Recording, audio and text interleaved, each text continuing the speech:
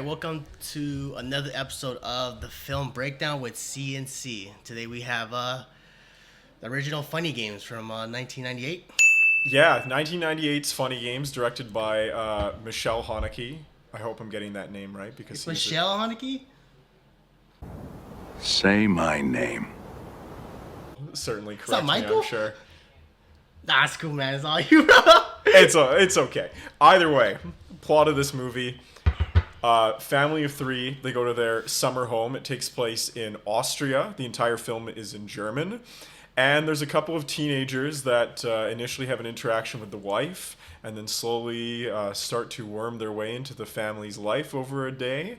And they start to play some sadistic games with the family, and you are not sure whether or not they're going to make it out alive. Yeah. The movie's pretty disturbing if you're not used to it. A lot of sinister shit. A lot of psychological turmoil. Yeah, I I think it's quite interesting as well how you're not you it's kind of tough to get a read on the two villains of the movie because initially they come in and they're not necessarily mean, they're just kind of uncomfortable to deal with, but then you slowly see why it's called Funny Games because they're just kind of messing with you, they're messing with this family, and they're messing with your perception of them. Yeah, they're fucking you up mentally as well as physically, but more so on the mental side. They're just destroying you. They're giving you choices that you don't want to make. Yeah, it's psychological warfare where they keep telling you that you have a choice in a lot of these scenarios that they come up with, but really all the power is on their side. Yeah, the best way to enjoy this movie is to, you would, if you go in blind and you just follow everything towards the end, it's pretty draining, let's say. Yeah, it is. It's not an experience that most people are going to want to watch once, let alone twice. But we did in this case because 4 years prior to this, we actually watched the 2007 Funny Games. So it was interesting for us to kind of delve into some of the differences, but mostly the similarities because these are essentially shot for shot identical to each other. I just want to say that's when I was making good decisions in movies. That was my pick. Yeah, you're on a bad streak lately. I was making good decisions, but yeah, the remake. Yeah, we watched both, and if you compare both side by side, it's actually shot for shot. That's like the craziest thing is that director remade his movie into like an American version, and did a lot of the scenes shot for shot. Yeah, and I think it's interesting as well to note some of the cultural contrast as well because even though the movies are essentially made shot for shot, you'll notice when you go on IMDb that the rating for the 1997 one is significantly higher than the rating for the 2007 one. And I don't think that has anything to do with the quality of the movie. I think it has entirely everything to do with the audience that it was directed at initially. The audience and its concept, you think? Because if you think about it, like the original one probably wasn't as mainstream or popular, right, during that time. So the people that are probably going to be watching it are like film buffs or like people who actually enjoy indies, international indies, right? Yeah. So then he brings that same fucked up concept over to the American while hiring, pretty popular and well-known actors, right?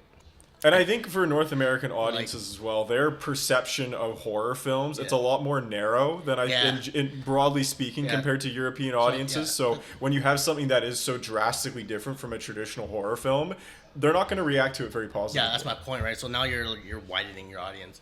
So now you're getting people who probably are used to like slash. And when this movie come out, like 2007? 2007. So yeah, you're getting like people who are watching like the Grudge remake and stuff, right? The Ring remake around that time. So then you're bringing this over, and it's just completely cerebral, right? You're just like, this is fucked up. Like I don't want to see like this family just get tortured throughout the whole fucking thing, right? It's slowly just like, it's not like Saw where they're getting tortured.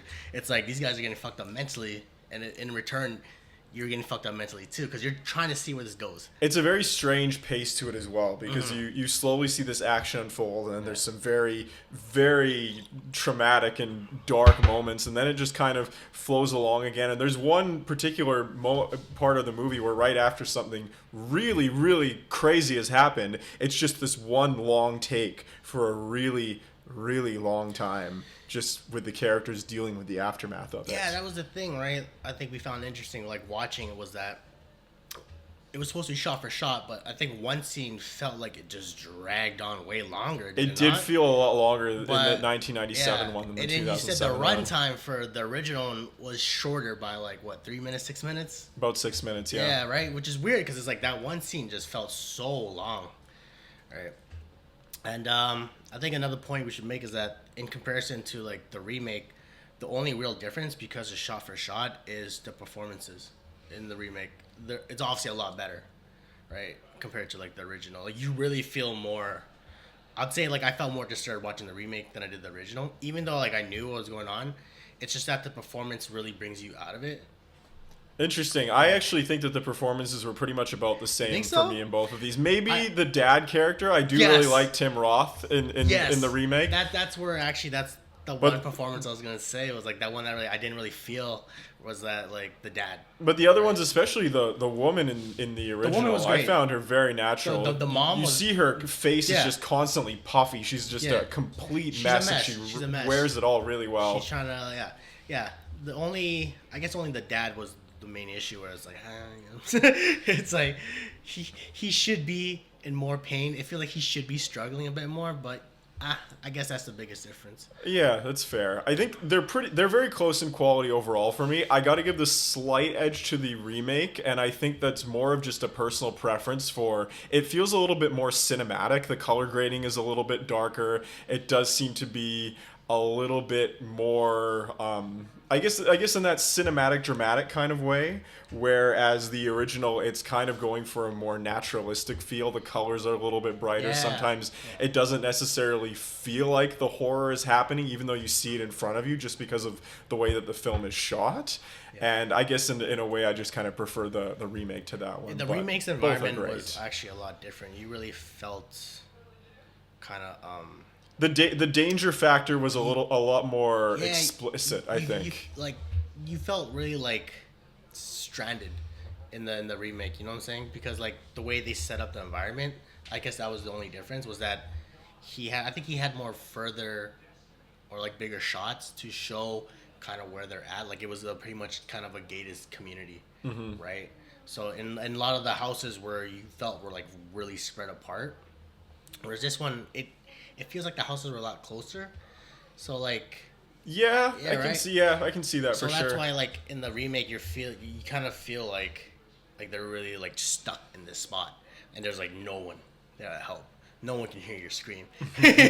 No one can hear your scream. That's what's fucking crazy. Yeah, and their lake was like worse than the remake. The lake felt so huge and everything was so gray and you're like just depressed. The movie's pretty disturbing. That lake it definitely I does was- not feel as welcoming as warming as the one in this original. You're just like when you're watching it. It's more of a frightening setting. Yeah, when you're watching both movies because it's psychological horror, the whole time you're just like I don't want to be here no more. I can't do this anymore. That was seriously up. Right? And you feel that suffocating feeling, you know. And I think that's where he kind of executes it because you're feeling you're just pretty much disturbed by the whole thing. You just want to get off the ride. It's kind of like Infinity Pool where you're like, fuck, man. You're like, this is tough, man. I certainly wouldn't say that one approach stylistically is better than another. It's more of just what do you prefer. And I think in this case, both of us do prefer that edge of the remake a little bit more. The one thing I want to talk about was like the directing. Don't you think it's kind of like weird that he would remake his own movie but not try to improve or maybe add like different things elements to It is very weird, enhance, yes. right? Instead he went, let's go shot for shot. Clearly, he was very confident in what he did the first time and just didn't want to change anything about it. But you think as like a director, like, because that's the whole point, like, you know, when someone does a remake or another director does a remake of this certain movie, it's more interesting because you want to see this director's vision of the story, right? What could he bring to this table? What could he do different, right?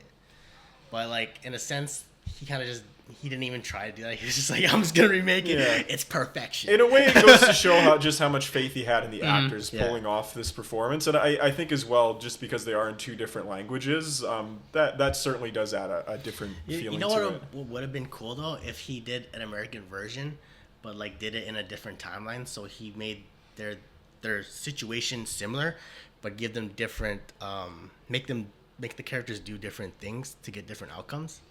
Would you think would that be more interesting? They might be like, so. Like it's like a different timeline. Like, it's an American version of this, and they're put in the same situation, and you know, say like the kid does something totally different, right? And it leads to a different outcome, but eventually still leads to the same outcome. Yeah, almost like alternate endings of a choose your own adventure little things game. here and there, and you're like, I think that would have been cool. Then because it would force people to watch both. I kind of like that idea too. Right? Yeah, I thought it would be cool too. Yeah, I was like, man, but yeah. Yeah. For now, though, I still think both films are great. As I said, slight preference to the remake, but scoring the original, I'm giving it a solid 4 out of 5 stars. I give it 3.5. 3.5. It's still very good. I would recommend it, but I like the remake a lot better. Would recommend this one over Project Wolf Hunting. Even though this one like made me depressed, that's a no-brainer. Like, That's absolutely true. Man. All right, but I guess that concludes this episode. Yeah, that pretty much wrapped things up from us. As you know, we're here to constantly bring you and expand your knowledge of batshit crazy cinema. So we'll see you for the next one. Make sure to like, subscribe, and comment, and we'll see you on the next one. Peace.